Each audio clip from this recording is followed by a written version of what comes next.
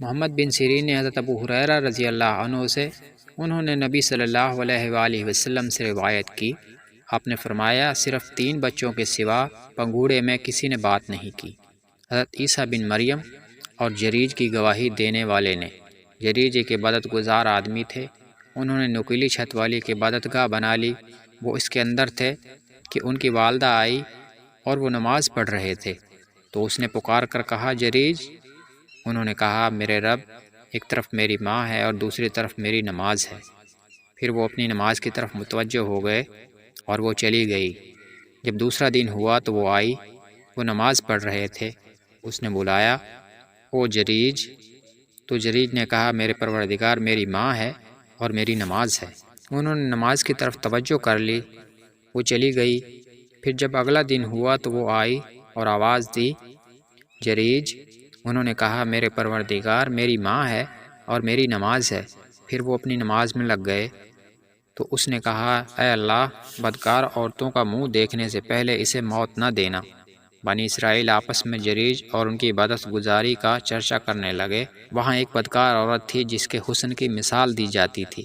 وہ کہنے لگی اگر تم چاہو تو میں تمہاری خاطر اسے فتنے میں ڈال سکتی ہوں۔ کہا تو اس عورت نے اپنے آپ کو اس کے سامنے پیش کیا، لیکن وہ اس کی طرف متوجہ نہ ہوئے۔ وہ ایک چرواہے کے پاس گئی جو دھوپ اور بارش میں ان کی عبادت گاہ کی پناہ لیا کرتا تھا۔ اس عورت نے چرواہے کو اپنا آپ پیش کیا تو اس نے عورت کے ساتھ بدکاری کی اور اسے حمل ہو گیا۔ جب اس نے بچے کو جنم دیا تو کہا یہ جریج سے ہے۔ لوگ ان کے پاس آئے، انہیں عبادت گاہ سے نیچے آنے کا کہا، ان کی عبادت گاہ ڈھا دی اور انہیں مارنا شروع کر دیا۔ انہوں نے کہا تم لوگوں کیا ہوا ہے؟ لوگوں نے کہا تم نے اس بدکار عورت سے زنا کیا ہے اور اس نے تمہارے بچے کو جنم دیا ہے۔ انہوں نے کہا بچہ کہاں ہے؟ وہ اسے لے آئے۔ انہوں نے کہا مجھے نماز پڑھ لینے دو۔ پھر انہوں نے نماز پڑھی۔ جب نماز سے فارغ ہوئے تو بچے کے پاس آئے، اس کے پیٹ میں انگلی چبھ ہوئی اور کہا بچے تمہارا باپ کون ہے؟ اس نے جواب دیا فلاں چرواہا۔ آپ نے فرمایا پھر وہ لوگ جریج کی طرف لپکے، انہیں چومتے تھے اور برکت حاصل کرنے کے لیے ان کو ہاتھ لگاتے تھے، اور انہوں نے کہا ہم آپ کی عبادت گاہ سونے چاندی کی بنا دیتے ہیں۔ انہوں نے کہا نہیں، اسے مٹی سے دوبارہ اسی طرح بنا دو جیسی وہ تھی۔ تو انہوں نے ویسے ہی کیا، اور ایک بچہ اپنی ماں کا دودھ پی رہا تھا۔ وہاں سے ایک آدمی عمدہ سواری پر سوار خوبصورت لباس پہنے ہوئے گزرا، تو اس بچے کی ماں نے کہا اے اللہ میرے بیٹے کو ایسا بنا دے۔ بچے نے پستان یعنی دودھ چھوڑا، اس آدمی کی طرف رخ کیا،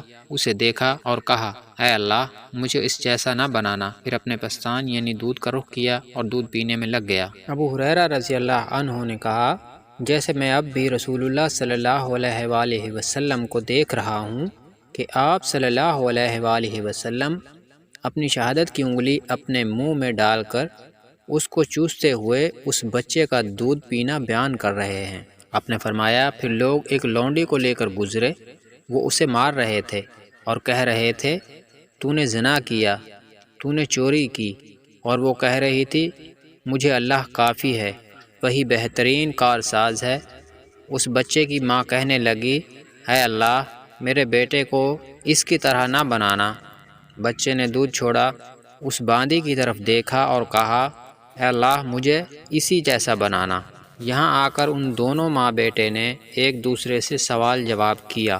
وہ کہنے لگی میرا سر منڈے، بہت اچھی حیات کا ایک آدمی گزرا، میں نے کہا اے اللہ میرے بیٹے کو اس جیسا بنانا، تو تم نے کہا اے اللہ مجھے اس جیسا نہ بنانا۔ پھر لوگ اس کنیز کو لے کر گزرے، اسے مار رہے تھے اور کہہ رہے تھے تو نے زنا کیا ہے، تو نے چوری کی ہے۔ میں نے کہا اے اللہ میرے بیٹے کو اس جیسا نہ بنانا، تو تم نے یہ کہہ دیا اے اللہ مجھے اس جیسا بنانا۔ اس بچے نے کہا وہ شخص دوسروں پر ظلم ڈھانے والا جابر تھا، اس لیے میں نے کہا اے اللہ مجھے اس کی طرح نہ بنانا۔ اور یہ عورت جسے لوگ کہہ رہے تھے تو نے زنا کیا، حالانکہ اس نے زنا نہیں کیا تھا، اور تو نے چوری کی، حالانکہ اس نے چوری نہیں کی تھی، اس لیے میں نے کہا اے اللہ مجھے اس کی طرح پاک باز بنانا۔